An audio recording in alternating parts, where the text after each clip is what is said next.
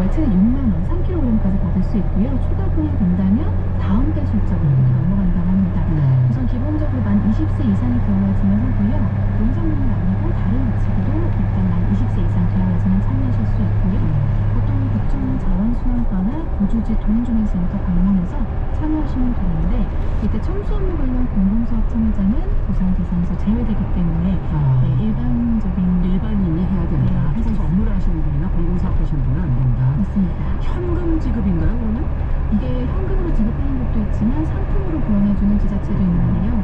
경기 의정부시 역시 지난달부터 담배꽁초 수급 보상제를 시범 운영을 하고 있습니다. 그런데 담배꽁초 200g을 쓰레기 종량제 봉투 20g짜리, 20리터짜리 한 장하고 교환해주는 것이 가장 대표적으로 이제 상품으로 교환해준다고 볼 수 있고요. 200g을 종량제 봉투 20리터짜리 한 네, 장하고. 맞습니다. 네. 제가 이거 실제로 해보신 분하고 인터뷰를 한번 해봤어요. 그랬더니 한 10,000원 정도 받으려면 2시간에서 3시간 정도가 걸리더라. 이렇게. 큰일 났네. 수가 너무 적은데. 네, 그렇습니다. 네. 실질적으로 어쨌든 일반 시민들이 많이 또 좀 참여해 주셔야 할 거가 있지 않을까 싶네요. 자, 오늘 슬기로운 뉴스 생활 시사뉴스 박진아 기자와 함께 살펴봤습니다. 말씀 잘 들었습니다. 감사합니다. 정용실의 뉴스 브런치 월요일 순서도 여기서 인사드립니다. 내일 다시 뵙겠습니다. 안녕히 계십시오.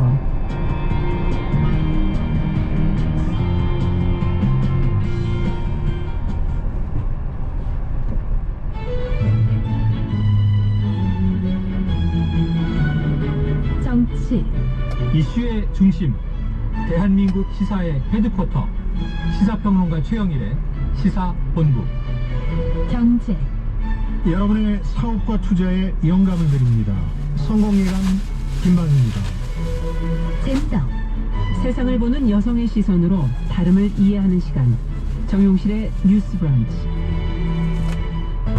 그리고 이야기.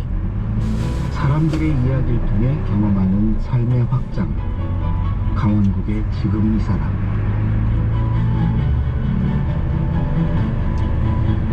온 국민의 시사 KBS 1라디오에 다 있습니다.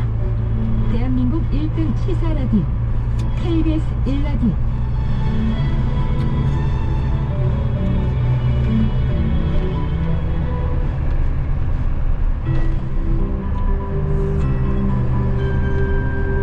KBS 58분 날씨. 개구리가 겨울잠에서 깬다는 경칩입니다.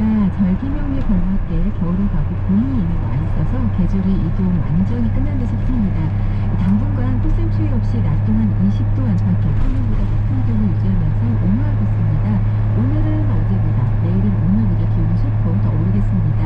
이렇게 낮에는 남서풍이 일등해서 따뜻하지만 아침 기온은 그래도 0도 안팎입니다. 아침 낮아래 보기 차갑습니다. 일교차가 15도 안팎으로 크니까 건강관리에 하셔야겠습니다. 주말 동안에도 산불이 17차례나 발생했습니다. 산불 위험이 높은 매우 건조한 대기 상태입니다.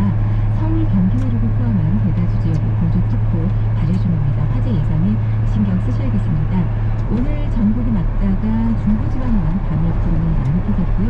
낮 최고 기온은 서울 16도, 대전, 전주 18도, 대구 20도 등 전국적으로 13도에서 20도의 목표를 보이겠습니다.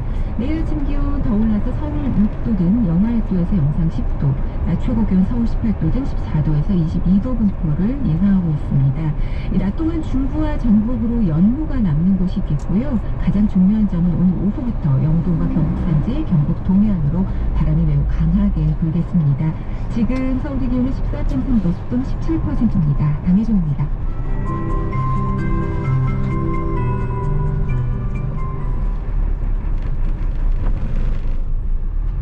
정성에 다하는 국민의 방송 KBS가 정오를 알려드립니다. AM 711kHz, FM 97.3MHz, KBS 1라디오입니다. HLKA.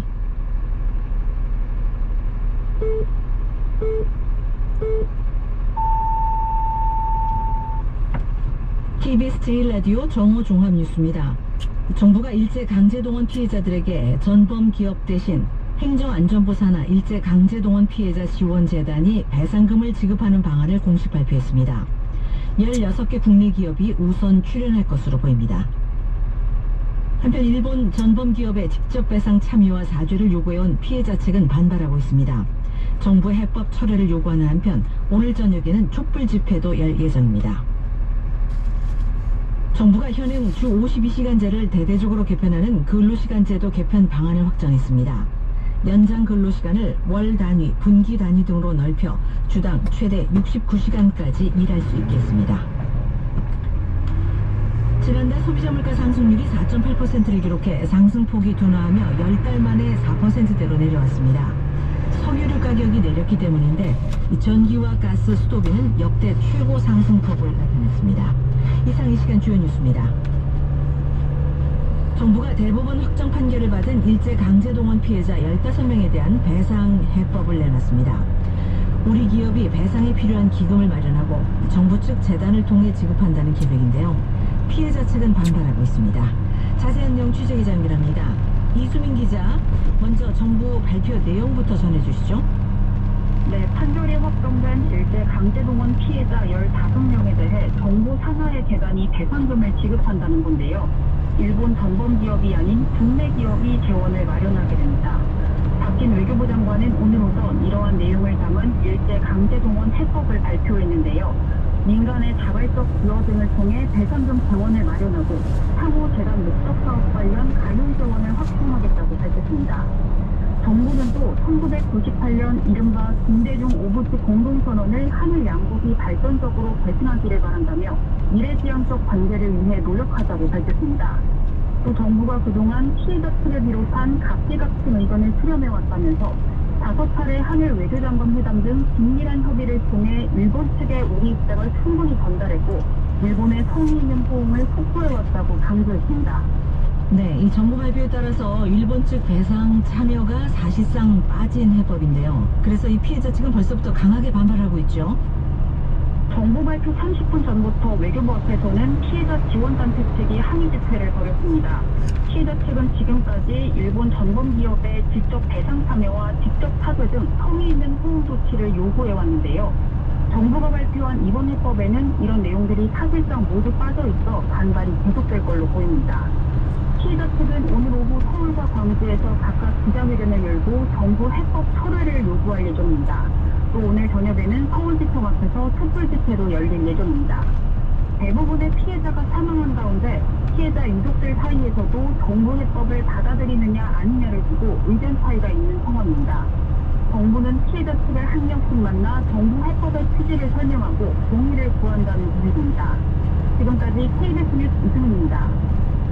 정부의 일제강제징용 피해배상 해법을 두고 여야의 입장은 크게 엇갈렸습니다. 국민의힘은 한미일 안보협력이 시급한 상황에서 정부가 대승적 결단을 내렸다고 평가했지만 민주당 등 야당은 이 삼전도 굴욕의 버금가는 외교사 최대 치욕이자 오점이라고 비판했습니다. 보도에 이슬기 기자입니다. 국민의힘은 정부가 강제징용 피해 배상 해법으로 제3자 변제 방식을 제시한 데 대해 대승적 결단을 내린 것이라고 평가했습니다. 또 한일 관계를 국내 정치에 이용했기 때문에 악순환이 계속된 거라며 국교 정상화 이후 최악의 상태를 이어가는 게 국익에 부합하는지 자문하지 않을 수 없다고도 했습니다. 정지석 비대위원장은 한미일 안보 협력이 그 어느 때보다 강조되는 시점이라면서 미래 세대의 양국 간의 교류에 대한 기대와 열망이 종합적으로 고려된 해법 모색이라고 말했습니다. 그러면서 이번 조치는 문제 해결의 끝이 아닌 시작이고 이제 공은 일본에 넘어갔다며 성의 있는 호응도 촉구했습니다. 더불어민주당은 강하게 반발했습니다. 이번 조치는 진정한 사죄와 배상을 요구하는 피해자들을 짓밟는 2차 가해이자 대법원 판결과도 배치되는 폭거라고 지적했습니다. 이재명 대표는 윤석열 정권이 결국 역사 정의를 배신하는 길을 선택했다며 병자 호란의 삼전도 굴욕의 버금가는 외교사 최대 치욕이자 오점이라고 비판했습니다. 정의당 역시 정부가 한국의 실리 하나 챙기지 못한 채 전범 기업의 해결사를 자처하고 있다며 의도적 실행위라고 주장했습니다. 강제징용 해법에 대한 여야의 시각차가 극명한 가운데 국회 외통위 등을 중심으로 정치권 공방도 격화할 것으로 보입니다. KBS 뉴스 이슬기입니다. 당수